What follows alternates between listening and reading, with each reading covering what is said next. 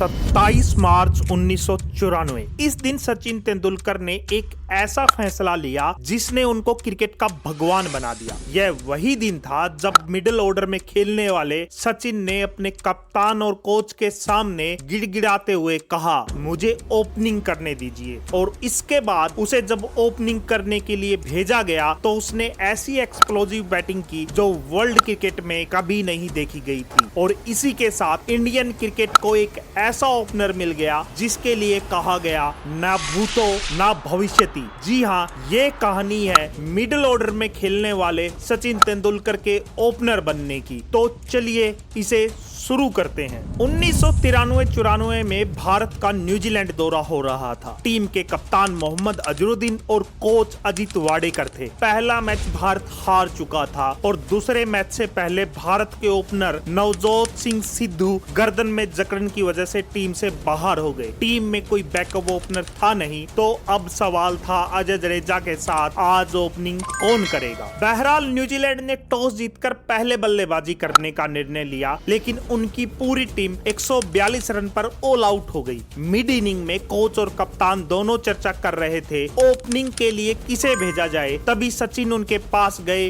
और कहा, मैं ओपनिंग करना चाहता हूं। शुरू में कोच ने सचिन को मना भी किया, लेकिन तब सचिन ने कहा, अगर मैं आज ओपनिंग में फेल हुआ तो दोबारा आपके पास कभी नहीं आऊंगा। और ये सुनकर कोच ने सचिन की ओपनिंग के लिए हाँ कर दी। भारत की पारी शुरू हुई और आज टीम सीट में एक नाम सबसे ऊपर लिखा गया था, ओपनिंग बैट्समैन सचिन रमेश तेंदुलकर। इस मैच से पहले जितने भी ओपनर होते थे उनका काम होता था पावर प्ले के पहले 15 ओवरों में नई गेंद को पुराना करना, ताकि बाद के बल्लेबाज तेजी से रन बना ले। भारतीय टीम भी सचिन से यही उम्मीद कर रही थी, लेकिन किसको पता था कि सचिन आज ओपनिंग करने के तौर तरीके ही बदलने वाले हैं। सचिन और जडेजा ओपनिंग के लिए उतरे। बिल्कुल हरी भरी पिच, मतलब कंडीशंस पूरी तरह से तेज गेंदबाजों के पक्ष की थी। पहले 3 ओवर सचिन ने संभल कर बल्लेबाजी की, लेकिन चौथे ओवर में एक बेहतरीन बैकफुट पंच करके उन्होंने शानदार चौका मारा। लेकिन इसके बाद कीवी गेंदबाज क्रिस पिंगल सचिन के पास आए और कहा, तू अभी बच्चा है, अगली गेंद पर तेरा विकेट उखाड़ दूंगा। सचिन उससे कुछ नहीं बोले, चुपचाप अपनी क्रीज में चले गए। लेकिन अब सचिन गुस्से में आग बबूला हो चुके थे। जैसे ही पिंगल ने अगली गेंद फेंकी, सचिन ने उसे मिड ऑन के ऊपर से लॉफ्ट कर दिया और गेंद सीधा बाउंड्री के बाहर चली गई। और फिर अगली गेंद को सचिन ने शानदार ऑन ड्राइव करके मिड ऑन बाउंड्री के बाहर भेज दिया। और इसके साथ ही पिंगल को समझ में भी आ गया था कि सामने खड़ा ये बल्लेबाज कोई बच्चा नहीं, बाप है।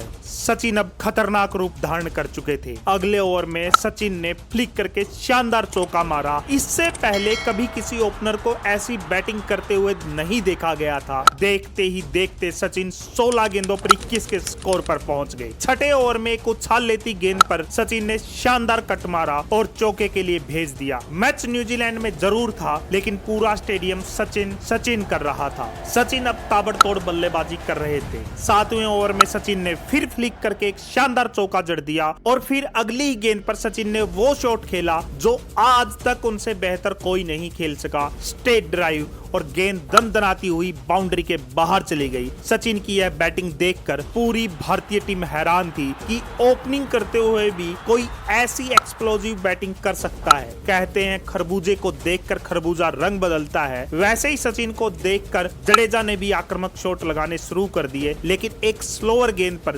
जडेजा कवर में कैच दे बैठे और 18 रन बनाकर आउट हो गए। इसके बाद सचिन का साथ देने के लिए उनके जिगरी यार विनोद कांबली बल्लेबाजी करने आए, लेकिन सचिन पर तो आज खून सवार था। वो किसी गेंदबाज को बख्शने के मूड में नहीं थे। अगले ही ओवर में सचिन ने क्रीज से बाहर निकलकर गेंद को बॉलर के सिर के ऊपर से उठाकर मारा और गेंद दनदनाती हुई चौके के लिए चली गई। सचिन न्यूजीलैंड के तेज गेंदबाजों को ऐसे मार रहे थे जैसे वो किसी क्लब के बॉलर हों। अगली गेंद पर सचिन फिर से क्रीज से बाहर निकले और गेंद को मारने की कोशिश की, लेकिन गेंद सीधा बॉलर ने अपने फॉलो थ्रू में पकड़ ली और उसने सचिन को ऐसे गेंद दिखाई जैसे कह रहा हो रन लिया तो तेरा मुंह फोड़ दूंगा। बॉलर की यह हरकत देखकर सचिन गुस्से से तिलमिला उठे, लेकिन उन्होंने बॉलर को इसका जवाब बल्ले से दिया। अगली गेंद को सचिन ने जबरदस्त तरीके से पुल करके चौका मारा और सिर्फ 34 गेंदों पर अपने 50 रन पूरे कर लिए, जिसमें 10 चौके और एक छक्का शामिल था। सचिन की बैटिंग देखकर भारतीय दर्शक तो जैसे पागल हो गए थे। एक व्यक्ति तो भागते हुए मैदान में आया और सचिन के कंधे पर चढ़ गया, लेकिन सचिन यही नहीं रुके। अगली गेंद पर उन्होंने फिर से कदमों का प्रयोग किया और गेंद को लॉन्ग ऑन के ऊपर से बेहतरीन छक्के के लिए भेज दिया और अगली गेंद को सचिन ने मिड विकेट के ऊपर से उठाकर शानदार चौका मारा। उस ओवर में सचिन ने कुल 18 रन बनाए और इसी के साथ उस गेंदबाज को भी करारा जवाब दे दिया जो सचिन का मुंह तोड़ने की धमकी दे रहा था। 11 ओवर के बाद भारत का स्कोर 79 रन था, जिसमें 61 रन अकेले सचिन ने बनाए थे। सचिन कुछ ऐसी बल्लेबाजी कर रहे थे जैसे वो वनडे नहीं T20 खेल रहे हो। अगले ओवर में सचिन ने पहले फ्लिक करके फाइन लेग पर एक बेहतरीन चौका मारा और फिर अगली गेंद पर सचिन ने कदमों का प्रयोग किया और एक ऐसा कवर ड्राइव मारा कि गेंद दनाती हुई चौके के लिए चली गई। शॉट इतना तेज था, एक भी कीवी फील्डर को हिलने तक का मौका नहीं मिला। असल में सचिन अब खेल नहीं रहे थे, वो कीवी गेंदबाजों के साथ खिलवाड़ कर रहे थे। इस इनिंग में हर एक शॉट था, cut, pull, straight drive, cover drive, on drive, flick, punch, सब कुछ इतनी परफेक्शन के साथ इतनी खतरनाक बैटिंग आज तक कभी नहीं देखी गई थी। अगली गेंद पर सचिन ने फ्लिक करके फिर से एक जबरदस्त चौका मारा। मैच न्यूजीलैंड में था, लेकिन जलवा आज सिर्फ सचिन रमेश तेंदुलकर का था। सचिन 48 गेंदों पर 82 के स्कोर पर पहुंच चुके थे। लग रहा था आज उनका पहला शतक भी आ जाएगा, लेकिन लेफ्ट आर्म स्पिनर होल्ट की गेंद पर वो कोट एंड बोल्ड हो गए। सचिन ने 49 गेंदों पर 82 रन बनाए, 15 चौके और 2 छक्कों की मदद से, और स्ट्राइक रेट था 167 का।